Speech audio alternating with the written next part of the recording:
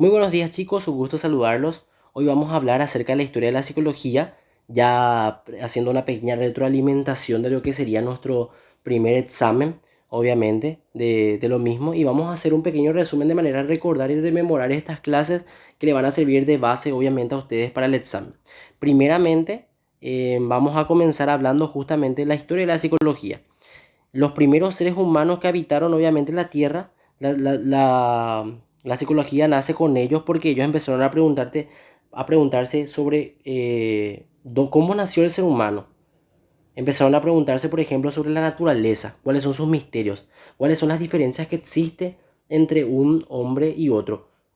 Recordemos que en la antigüedad toda la mayoría de las cuestiones o la mayoría de los pensamientos eran atribuidos específicamente a cosas sobrenaturales o a cosas míticas, específicamente a la religión o a los dioses, que los dioses eran los que te dotaban de conocimiento, que eran los que te decían específicamente qué caminos tomar y había la creación obviamente de diferentes griegos. Primeramente porque la psicología nace justamente con los filósofos griegos, ¿verdad? Entonces ahí tienen una mayor importancia porque ustedes conocen la historia de los dioses griegos específicamente, que yo había mencionado también dentro de las primeras clases. Entonces, anteriormente cuando una persona sufría de algún tipo de trastorno o algún tipo de problema en la salud mental, era considerado como un castigo de los dioses. Era considerado como si fuera mente de que ellos estaban poseídos o que estaban siendo castigados por ellos, obviamente, por la conducta o la acción que ellos tenían. Y muchos eran excluidos o eran maltratados o incluso eran tratados como demonios específicamente o endemoniados y eran incluso a veces sacrificados o asesinados a causa justamente de esto.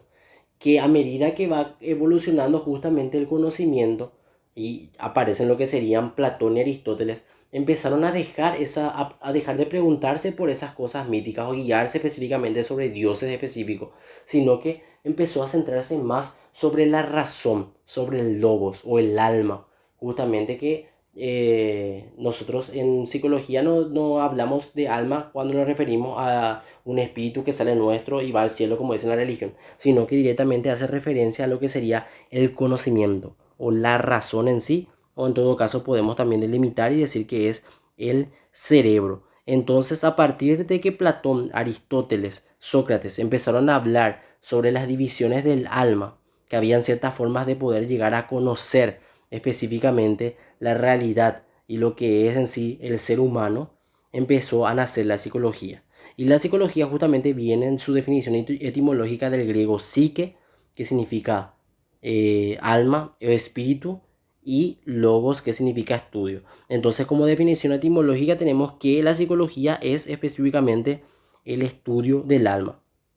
Estos primeros filósofos que nosotros mencionamos sostenían que los procesos de conocimiento se producen a través de los sentidos y que la mente en el momento del nacimiento es como una tabla que carece de ideas innatas y que depende del aprendizaje. O sea, todo lo que nosotros observamos, vemos y captamos a través de los sentidos son los que se transcribe obviamente dentro de nuestro cerebro y vamos aprendiendo acerca de eso, de la realidad. Y eso va fomentando y va rigiendo nuestra conducta en sí. Esto para comenzando a hablar de la historia de la psicología. Entonces empezamos en la etapa científica de la ciencia, dejando de lado justamente ya esto y vamos a centrarnos en que la ciencia empieza a cambiar. Y en vez de estudiar el alma o en vez de estudiar específicamente la razón, empieza a centrarse en lo que sería conducta. La conducta específica del ser humano. Y eso hay que tener como una recordación, que el objeto de estudio justamente de la psicología es la conducta del ser humano. Entonces en ese momento empezaron a aparecer ciertos métodos de comprensión de la conducta humana.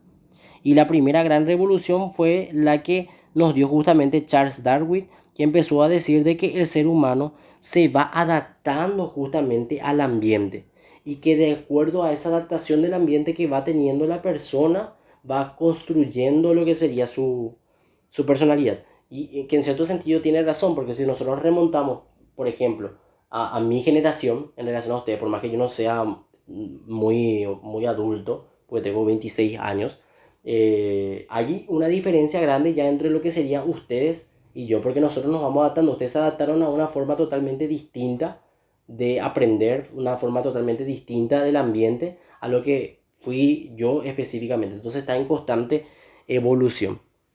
Entonces empieza a aparecer un desarrollo más científico de la psicología y en vez de centrarse específicamente en cosas como míticas o el uso de la razón, empezó a centrarse entonces en la conducta, que es lo que habíamos dicho, y aparece el primer psicólogo científico que se llama Wilhelm Wundt, que creó el primer laboratorio de psicología en Leipzig, Alemania, en el año 1879. Y este, ojo porque este más examen.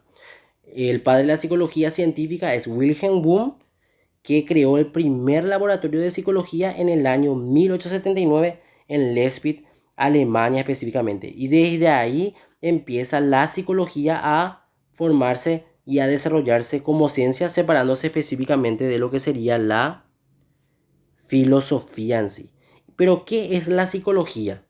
La psicología es la ciencia que estudia las funciones psicológicas, tanto los procesos cognitivos como los afectivos específicamente. Es decir, los procesos psicológicos como la atención, la percepción, la memoria, y los afectivos que tienen que ver con las emociones, los sentimientos y las pasiones. Todo eso, si vamos a resumirlo en un significado más sencillo, vamos a definir que la psicología es la ciencia que estudia los procesos mentales, o es la ciencia que estudia la conducta observable del ser humano en sí. Con la creación de este primer laboratorio se empezó a indagar acerca, obviamente, de lo que sería el cerebro, y empezaron a nacer muchísimas otras escuelas que hablan justamente de lo que sería la psicología, que vamos a ver después. ¿Cuál es el objetivo de la psicología en sí? Primero es, obviamente, describir. Primero se tiene que describir, obviamente, la conducta o el fenómeno en sí que se quiere llegar a analizar. Explicar el porqué de esa conducta, obviamente, o tratar de averiguar cuál es la causa de ese comportamiento. Luego lo que se hace es predecir, obviamente, cuándo va a volver a producirse esa conducta y controlar, de manera que no se vuelva a repetir esa acción en sí. Ese es el objetivo de la psicología. Por ejemplo, describir se pregunta qué está haciendo la persona. Explicar por qué hace eso. Predecir qué pasaría si cambiarían las circunstancias de eso. Y controlar se puede conseguir que deje de hacer lo que hace o que lo haga de forma diferente. Entonces, en un proceso terapéutico lo que pasa es justamente eso. Viene la persona, te cuenta su problema y vos lo que haces es describir el problema. Luego tratas de explicar por qué se da ese problema específicamente. ¿Por qué hace eso? ¿Por qué se comporta así? Luego tratamos de predecir en qué momento esta persona se comporta de esa manera o si se puede hacer un cambio. Y a través justamente del control, a través de controlar, se puede conseguir que deje de hacer eso o que haga o actúe de una manera diferente. El objeto de estudio de la psicología es la conducta, que ya habíamos hablado, y la conducta en todo su eje y en toda su posición específica. Bien, esa parte de historia de la psicología pasamos aquí y vamos a cerrar con esta parte que tiene que ver con los campos de acción de la psicología.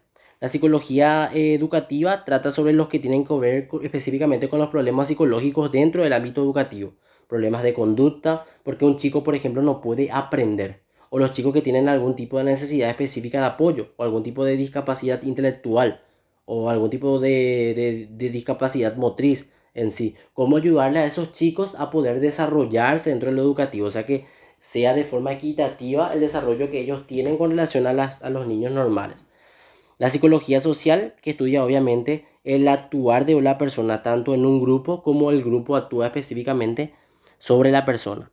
La psicología laboral, que lo que busca es hacer la selección y clasificación del personal, así como su formación del mismo, ver específicamente cómo se desarrolla una persona en una empresa. La psicología clínica, que es la que hace la evaluación y los tratamientos de los problemas psicológicos, así como la esquizofrenia, lo que hace es diagnosticar, obviamente, y hacer un tratamiento. Que hacen también las otras especialidades, más la psicología educativa, la psicología social y la aplicada o laboral, no tanto, ¿verdad? Pero más la psicología clínica.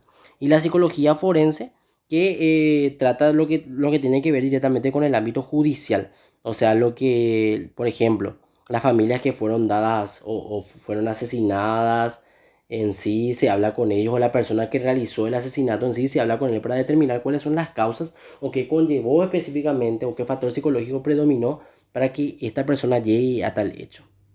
Entonces, la psicología se encuentra siempre dentro de todos nosotros y a veces cuesta mucho trabajo lo que sería entender la forma de pensar o sentir o actuar de las personas, sea cual sea. Entonces la psicología lo que nos trata de dar es una explicación del por qué las personas actúan de cierta manera, por qué se comportan así y cuáles son justamente las causas de todo esto.